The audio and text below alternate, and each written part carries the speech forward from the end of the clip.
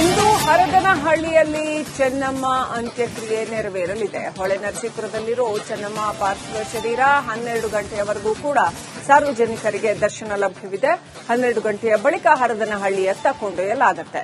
ಮಾವಿನಕೆರೆ ಬೆಟ್ಟದ ತಪ್ಪಲಿನಲ್ಲಿ ಅಂತ್ಯಕ್ರಿಯೆ ನಡೆಯಲಿದೆ.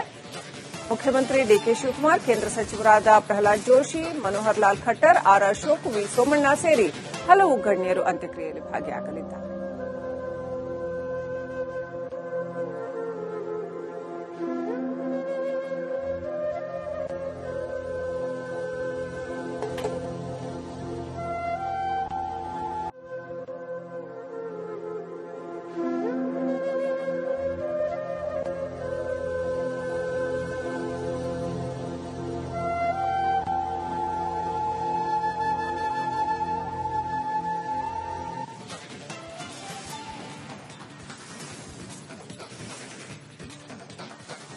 ಸಹಸ್ರಾರು ಜನರಿಗೆ ಬರೋದಕ್ಕೆ ವ್ಯವಸ್ಥೆ ಮಾಡಲಾಗಿದೆ ಹರದನಹಳ್ಳಿಯಲ್ಲಿ. ಈಗ ಸದ್ಯ ಹಾಸನದ ಹೊಳೆನರಸೀಪುರದಲ್ಲಿ ಚೆನ್ನಮ್ಮ ಅವರ ಪಾರ್ಥಿವ ಶರೀರ ಇದೆ. ಸುಮಾರು 70 ದಶಕ ಅಂತಂದ್ರೆ 3-4 ತಲೆಮಾರಿನ ಜನ ಅವರನ್ನ ನೋಡಿರ್ತಾರೆ, ಒಡನಾಡಿರ್ತಾರೆ. ಸಾಕಷ್ಟು ದೊಡ್ಡ ಕುಟುಂಬ ಅವರದ್ದು ಕೂಡ. ಆಮೇಲೆ ಜನಬಳಕೆ ಸಿಕ್ಕಾಪಟ್ಟೆ ಜಾಸ್ತಿ. ಕರ್ನಾಟಕದ ಅತ್ಯಂತ ಹೆಚ್ಚಿನ ಜನಬಳಕೆ ಇರುವ ಕುಟುಂಬಗಳಲ್ಲಿ ಒಂದು ಇದು ಅಂತ ಅಷ್ಟರ ಮಟ್ಟಿಗೆ ಜನಬಳಕೆ. ಹಾಸನದ ಜನರಂತೂ ಚೆನ್ನಮ್ಮ ಅವರಿಗೆ ಚೆನ್ನಾಗಿ ಚಿರಪರಿಚಿತರು. ಚೆನ್ನಮ್ಮ ಅಂತ್ಯಕ್ರಿಯೆಗೆ ಗುಂಡಿ ತೆಗೆಯುವ ಕಾರ್ಯ ನಡೀತಾ ಇದೆ. ಸ್ಥಳಕ್ಕೆ ಗುಂಡಿ ತೆಗೆಯುವ ತಂಡ ಆಗಮಿಸಿದೆ. ಗೋಮೂತ್ರ ಪ್ರೋಕ್ಷಣೆ ಮಾಡಿ ಗುಂಡಿ ತೆಗೆಯುವ ಕೆಲಸ ಆರಂಭ ಮಾಡಿದ್ದಾರೆ. ಒಕ್ಕಲಿಗ ಸಂಪ್ರದಾಯದಂತೆ ಕಾರ್ಯವಿಧಿಗಳು ನೆರವೇರಲಿವೆ.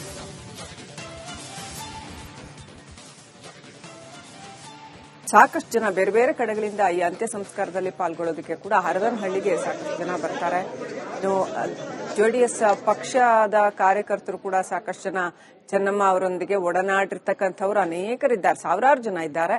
ಖಂಡಿತವಾಗ್ಲೂ ಅವರು ಕೂಡ ಬರ್ತಾರೆ. ಎಲ್ರಿಗೂ ತಾಯಿಯಾಗಿ, ಮಾತೃಸ್ವರೂಪಿಯಾಗಿ ಅವರು ಎಲ್ಲರನ್ನೂ ಕೂಡ ಬಹಳ ಚೆನ್ನಾಗಿ ನೋಡ್ತಾ ಇದ್ರು, ಆರೈಕೆ ಮಾಡ್ತಾ ಇದ್ರು, ಅಥವಾ ಪ್ರೀತಿಯಿಂದ ಕಾಣ್ತಾ ಇದ್ರು. ಬಹಳ ಚೆನ್ನಾಗಿ ಮಾತುಕತೆ ಆಡ್ತಾ ಇದ್ರು. ಬಹಳ ಸಹೃದಯಿ ತಾಯಿ ಆಕೆ ಅನ್ನೋದನ್ನ ಪ್ರತಿಯೊಬ್ಬರು ಕೂಡ ನೆನಪಿಸಿಕೊಳ್ತಾರೆ.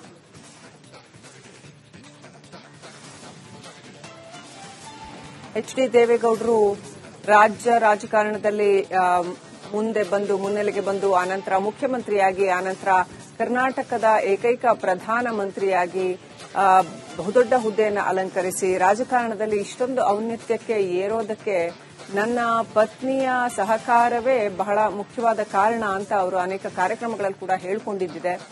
ಜೊತೆಗೆ ಇಡೀ ಕುಟುಂಬವನ್ನ ಸಂಭಾಳಿಸಿ ಸಲಹಿದಂತಹ ಮಾತೆ ಆಕೆ.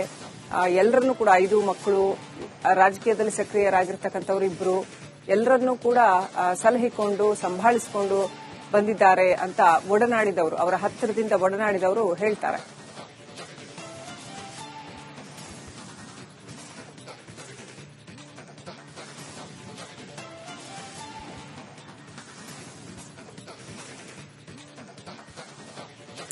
ಹಿರಿಯರು ಸಾಮಾನ್ಯವಾಗಿ ಕುಟುಂಬದಲ್ಲಿ ಸ್ಥಳದಲ್ಲಿ ಅಳತೆಯನ್ನ ಏನು ನಿಗದಿಪಡಿಸಿದ್ರು ಆ ಸ್ಥಳದಲ್ಲಿ ಗುಂಡಿ ತೆಗೆಯುವಂತ ಕಾರ್ಯವನ್ನ ಸಿಬ್ಬಂದಿಗಳು ಈಗ ತಂಡ ಏನಿದೆ ಅವರು ಮಾಡ್ತಾ ಇದ್ದಾರೆ.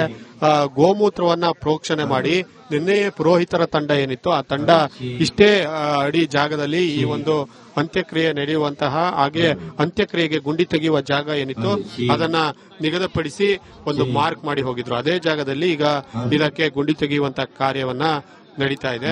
ಸುಮಾರು 2 ಗಂಟೆಯಿಂದ 4 ಗಂಟೆ ಒಳಗೆ ಚೆನ್ನಮ್ಮ ಅವರ ಅಂತ್ಯಕ್ರಿಯೆ ನಡೆಯಲಿದ್ದು ಈಗಾಗಲೇ ಏನು ಸಕಲ ಸಿದ್ಧತೆ ಕೂಡ ನಡೀತಾ ಇರುವಂತದ್ದು. ಹೀಗಾಗಿ ಈ ಒಂದು ಕಾರ್ಯಕ್ಕೆ ಮುಖ್ಯವಾಗಿ ಯಾವೆಲ್ಲ ಗಣ್ಯ ವ್ಯಕ್ತಿಗಳು ಬರ್ತಾರೆ ಅವರಿಗೆಲ್ಲ ಕೂರ್ಲಿಕ್ಕೂ ಜಾಗವನ್ನ ವ್ಯವಸ್ಥೆ ಮಾಡಿರುವಂತದ್ದು.